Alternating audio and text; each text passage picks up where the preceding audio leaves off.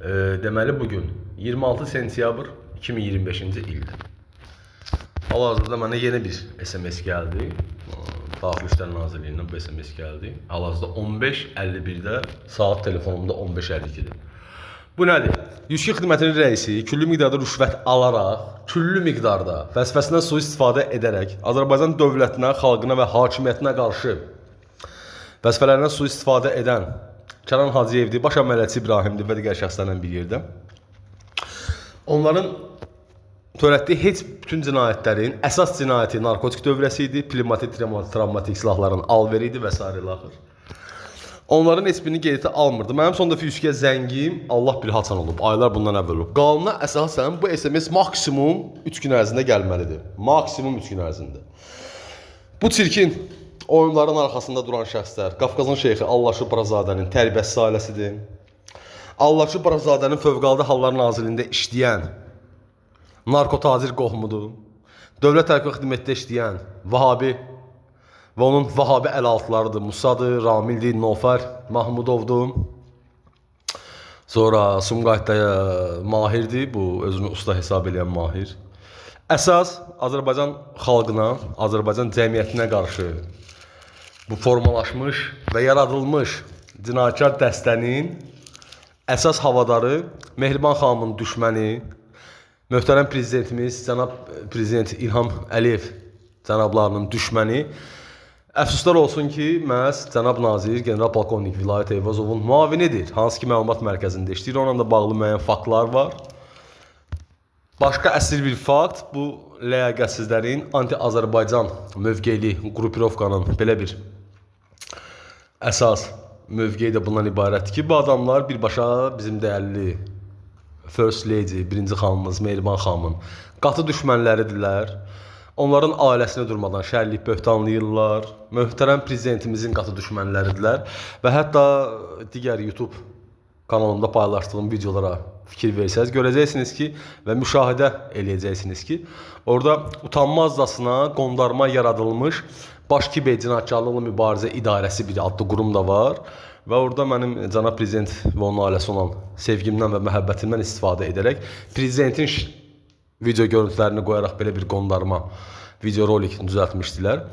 İstənilən sosial şəbəkəyə müdaxilə eləmək olur. Heç bir virus adı yoxdur. Hüquq mühafizə orqanlarının sosial şəbəkələrlə, Google-la və digər sosial şəbəkə dövlət müqaviləsi olduğuna görə, istənilən sosial şəbəkədə reelslər, orada video görüntü və hamısını idarə eləmək mümkündür. Yəni bunlar həmən bu metodla məşhur Kapital Bank dərəcəsini həyata keçirdilər 2022-ci ilə qədər davam edən Azərpost dərəcəsiydi. Çox qəmli bir fakt var ki, bu şəxslər, daha doğrusu bu şəxslərin əsas cinayətlərinin bir hissəsi olan kiber cinayətkarlığı idi ki, bu şəxslər Azərbaycan daxilində törətdiyi bütün kiber cinayətkarlıqları xarici vətəndaşların əli ilə edirdilər. Məlumatlar göndərildi xaricə. Pullar da böyük ehtimal Azərbaycana bu indi hal-hazırda populyar olan oyunlar var. Onların vasitəsilə qayıdırdı. Bunların tərbiyəsiz, ləyaqətsiz ailələrinə. Xüsusi xidmət orqanındakı Alatava ərazisində yaşayan şəxs, hansı ki Fikət adında bir şəxsin qonşusudur və bu çirkin oyunların arxasında o da durub. Hansı ki, məhz onun çirkin oyunun bir hissəsi bizim dəyərli generalımız, general-mayor Əlfət Rzayevi şərlik böhtanlamaq idi. 2024-cü ildə İzmir küçəsi istiqamətində orada cənab nazir, bizim dəyərli nazirimiz, general polkovnik Vilayət Eyvazov şərlik böhtanları atıldılar. Manipulyasiya xarakterli, səhv məlumat verməyə xarakterli. Bu adamlar Azərbaycan xalqının düşmənləridirlər, radikal mövqeyə sahib olan düşmənləridirlər və bu düşmənlərin başında duran şəxslər hamısı vəzifəli şəxslərdir. Nazim adlı narkomanın prezident aparatındakı qardaşıdır.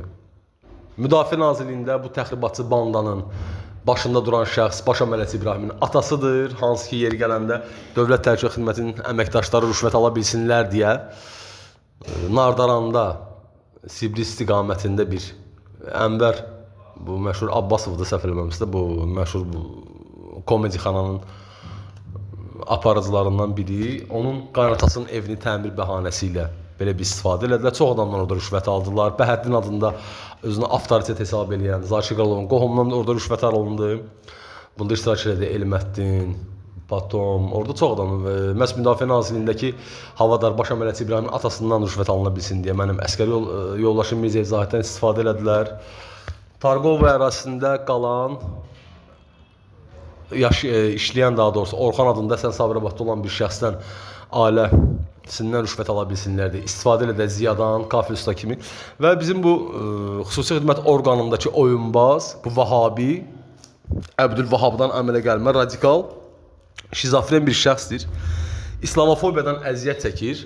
Bu Vahabilərə xas olan belə bir xüsusiyyət var ki, Vahabilər əksər hallarda nəsə bir iş görəndə maddi cəhətdən orada gəlir varsa, bu şəxslər ancaq bu maddi gəlirləri özü kimi Vahabilər arasında bu çirkin işləri görürlər. Bir Azərbaycan zabitinə, ələxsusda xüsusi xidmət orqanı əməkdaşına qətiyyən yaraşmayan bir hərəkətdir. Qətiyyən yaraşmayan bir hərəkətdir. Ümumiyyətlə 2013-cü ilə qədər Allah can sağlığı versin, bizim dəyərli nazirimiz Eldar Mahmudovun dövründə belə bir qanun var idi ki, xüsusi xidmət orqanı əməkdaşları qətiyyən namaza və namaz qılmaq olmaz. Və artıq bu qanunun nəyə görə qoyulduğu da artıq məlum məsələdir. Bu şəxslər Azərbaycan dövləti daxilində, Azərbaycan dövlətinin daxilində dağıtmaq məqsədləri var idi. Xarici vətəndaşlara cəsutluq edirlər. Məndə içimdə böyük bir narahatçılıq hissi var, çox böyük bir narahatçılıq hissi var ki, Kapital Bank Azərpoçt dələduzluğu ilə paralel olaraq ola bilsin ki, ehtimal var ki, Azərbaycanlı digər vətəndaşların da məlumatları xarici göndərilib. Bəzi ola bilər ki, mənim ehtimalım var, bu ehtimallar məni çox narahat edir, çox qorxudur əslində. Dövlət əhəmiyyətli, strateji əhəmiyyətli obyektlərin də yerləşmə planlarında bəlkə göndəriblər bu adamlar. Yəni, bu adamlar xaindirlər, bu adamlar cəsusdurlar, bu adamlar Azərbaycan xalqının və düşmənin, millətinin bir nömrəli düşmənləridirlər, Azərbaycan hakimiyyətinin düşmənləridirlər. Bəlkə də araşdırsaq görəcək ki, bu adamların özləri də altdan nəinki xaricə, həmçinin yerli ola bilər ki, müxalif bir növ insanlara da xidmət göstərməkdədirlər. Faktlar həddindən artıq çoxdur. Buradan yüksək xidmətin rəisi və əməkdaşlarına səslənirəm ki, yəni mən sizdən həqiqətən gözləməzdim belə mənə qarşı, Azərbaycan vətəndaşına qarşı belə bir rəftar. Yəni rüşvət alaraq siz özünüz də hal-hazırda çox böyük bir çirkin oyunların qurulmağında iştirakçı oldunuz. 2024-cü ildə yüksək xidmətin rəisi də və əməkdaşları da daha əvvəllər Kənan Hacıyevin baş əməlçi İbrahimin və digər dəstə üzvləri ilə əlbir olan Cavidov Fərhadın, Cavidov Muradın yaxın qohumu Tural adına şəxsən yasamalar arasında mənə iş vermək bəhanəsi ilə tutturmaq istədiniz, ilin axırı olduğuna görə. Burada yüksək xidmətinin əlində var idi. Yəni bu dövlət daxilində bir dövlət yaradıblar və bu şəxslər birmənalı olaraq Azərbaycan dövləti ilə, Azərbaycan hakimiyyəti ilə dövlətçilik eləmək istəyirlər. Bir daha vurğulayıram, qeyd edirəm ki, bu çirkin oyunların arxasında duran əsas Azərbaycanın düşməni xüsusi xidmət orqanı əməkdaşıdır. İslamofobiyadan əziyyət çəkən bir şəxsdir, şizofreniyadan əziyyət çəkən bir şəxsdir. Digər əsas düşmən bizim dəyərli nazirimiz, candan əziz nazirimiz General Polkovnik Vilayət Övüzov müavinidir. Yəni bu adamlar öz radikal mövqelərini hər cürə üslubla nümayiş elətdirirlər. İnşallah ki, tezliklə hamısı Azərbaycan Respublikası qanunlara qarşı cavab verəcəklər. Bunların bu narkotacir hakimləri ilə bir yerdə və s. bütün bu dəstə üzvləri ilə bir yerdə və layiq olan öz ünvanlarına, yerlərinə geyəcəklər. Təbii ki, cəza çəkmə müəssisəsinə və mənim başıma açdıqları bütün oyunlara görə, çirkin oyunlara görə, hansı ki, bir çox oyunlar manipulyasiya xarakterli idi, bir çox oyunlar ağır manipulyasiya xarakteri daşıyırdı. Aləmin dağılmağı da var ortada. Mənim atam çox şərəfsizcəsinə bir hərəkət elədi. Bunu etiraf eləmək mən çətin də olsa, etiraf eləmək məcburiyyətindəyəm. Bu adamlar tək Azərbaycan xalqının yox, həmçinin də bizim uca və ulu Naxçıvan xalqına düşmənləridirlər və bunu da yeri gəldikdə həyasızcasına nümayiş elətdirməkdədirlər. Düşməndirlər, nə demək olar? Yəni, mən hesab edirəm ki, burada heç bir maddi maraq yoxdur. Bütün bu cinayətlər maddi maraqlar kölgəsində gizlənilmiş Azərbaycan xalqına qarşı olan nifrətin nümayişidir və salam. Mən bunu belə bilirəm. Əfsuslar olsun ki, bu şəxslər hələ də işlərindən azad olunmayıblar. Heç bir prokurorluq əməkdaşı, hansı ki, Yusuf adında şəxsin həyat yoldaşının qardaşıdır, Alfons Yusif. və Dövlət Hərbi Xidmətinin əməkdaşı da 2024 və 23-cü illərdə həmin o Yusifin əli ilə prokurordan rüşvət küllü miqdarda aldılar. Hansı ki, məhz həmən prokuror 2019, 2018 və hətta 2020-ci, 21-ci illərdə mənim Azərbaycan Respublikasının baş prokurorluğuna elədiyim bütün müraciətlərin belə deyək də baxılmamasına şərait yaradıb. Ki, həmən prokurordur ki, bu narkotik dövriyyəsində, küllü miqdarda olan narkotik dövriyyəsində onun da əli və maddi maraqları var idi.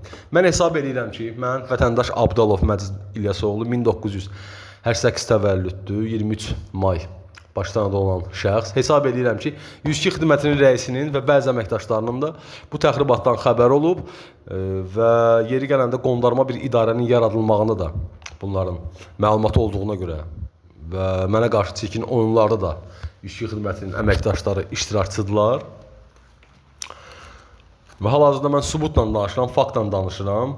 Yəni bizim dəyərli Mehriban xanımın ünvanına da çox ağır, həddən artıq ağır şərlər, böhtanlar atılıb ailə üzvlərinə ki, təbii ki, bu şər böhtana görə də onlar bir mənalı olaraq cavab verəcəklər.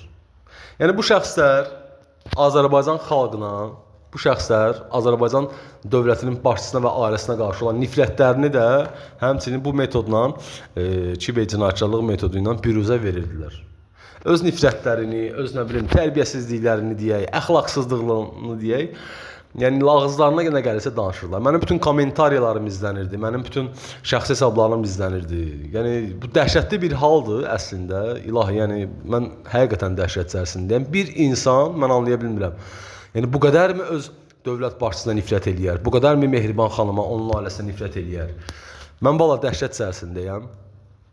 Yəni bunlar dövlət daxilində bir təxribatçı mövqeyə sahib olan şəxslərdilər. Və hal-hazırda da bütün şəxslər, bütün bu insanlar hamısı azadlıqdadır. Mənim bir dənə son ümidim, əgər bilmək istəyirsinizsə, mənim son ümidim bizim dəyərli nazirimiz General Polkovnik Vilayət Eyvazovadır. Hamı bilir ki, necə gözəl bir insandır, necə böyük bir yüksək əxlaq sahibidir. Hamı bunu çox gözəl bilir. Əfsuslar olsun ki, mənim müraciətlərim cənab nazirə ünvanlanmır müəyyən səbəblərə görə. Mənim ümidim bizim dəyərli generalımız, general-mayor Əlbifət Rzayev cənabınadır. Yüksək əxlaqa, ziyalı bir əxlaqa sahib olan insandır. Amma əfsuslar olsun ki, bu şəxslər öz əməkdaşları və öz işçiləri General Əlbifət Rzayevin də düşmənləridirlər. Çünki onun da ünvanına çoxlu şərlər, böhtanlar atılmışdı 2019-cu, 20-ci illərdə. Allah Azərbaycan xalqının düşmənlərinin bəlasını versin inşallah. Allah Azərbaycan xalqının düşmənlərlə lənət eləsin. Başqa isə demirəm. Paxıllıq hissləri ilə dolu insanlardılar. Azərbaycan xalqının, necə deyək, bir mənalı düşmənləridirlər bunlar. İnşallah ki, və layiq olan yerlərindən tezindən gedəcəklər. Və 102 xidmətinin rəisi işindən azad olunmalıdır, dərhal sürətdə.